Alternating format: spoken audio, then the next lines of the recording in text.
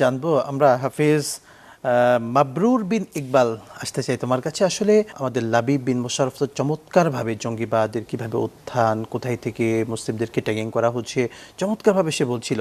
আসলে জিহাদ, ইসলামের যে বিধানটা আছে আমরা জানি জিহাদ আল্লাহ সুবহানাহু ওয়া তাআলা যেটা কি ফরজ করেছেন, এই জিহাদটা কি আসলে? আলহামদুলিল্লাহ, আলহামদুলিল্লাহি রাব্বিল আলামিন ওয়াসসালাতু ওয়াসসালামু আলা সাইয়্যিদিল আমবিয়াই ওয়াল মুরসালিন। ফাআউযু বিল্লাহি মিনাশ শাইতানির রাজিম। বিসমিল্লাহির রহমানির রহিম। ওয়াজাহিদু বিল্লাহি হাক্কা জিহাদি। ধন্যবাদ আমাকে কথা বলার সুযোগ করে দেওয়ার জন্য। আমার ভাই লাবিব খুব চমৎকারভাবে কয়েকটি কথা বলেছেন।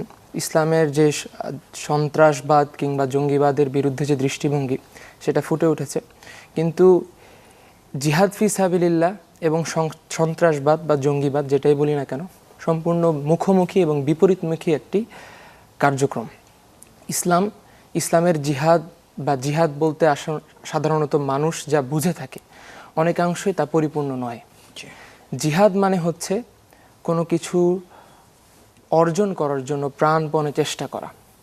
সেটা মানুষ ঘরে বসে থেকেও করতে পারে, কিংবা সে যুদ্ধের ময়দানে করতে পারে, সে তার সংসারও করতে পারে, সে তার অফিস আদালত যে কোনো জায়গায় জিহাদ, ইসলামের জিহাদ সেটা প্রযোজ্য থাকবে।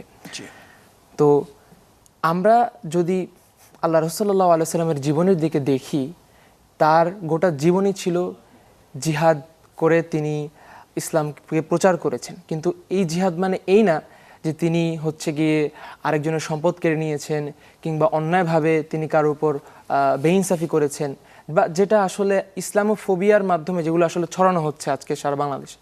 লাবিব ভাই বলেছেন যে আসলে জঙ্গিবাদ বলেই যে এখন ইসলামকে আলাদাভাবে মিনিং করা হয়।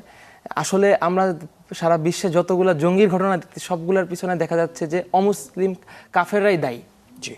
উল্টা মুসলমানরা এইটার বিরুদ্ধে সবচেয়ে বেশি সোচ্চার।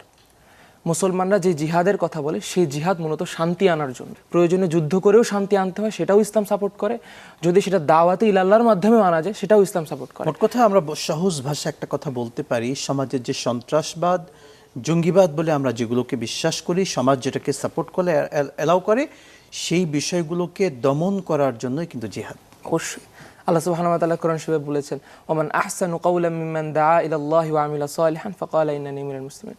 এই যে আল্লাহর দিকে আহ্বান করা, এটাই আমাদের জন্য এখনকার পরিবেশ পরিস্থিতিতে সর্বোত্তম জিহাদ। এবং আমরা হাদিসে আল্লাহ রাসূল সাল্লাল্লাহু আলাইহি ওয়াসাল্লামের বাণী জানি যে একজন মুসলিম তো সেই যার হাত এবং তার জবান থেকে অপর মুসলিম নিরাপদ থাকবে। সো ইসলামের এই যে শিক্ষাগুলো, এই শিক্ষাগুলো পালন করার জন্য যেই মুসলমান, যেই মুমিন ব্যক্তি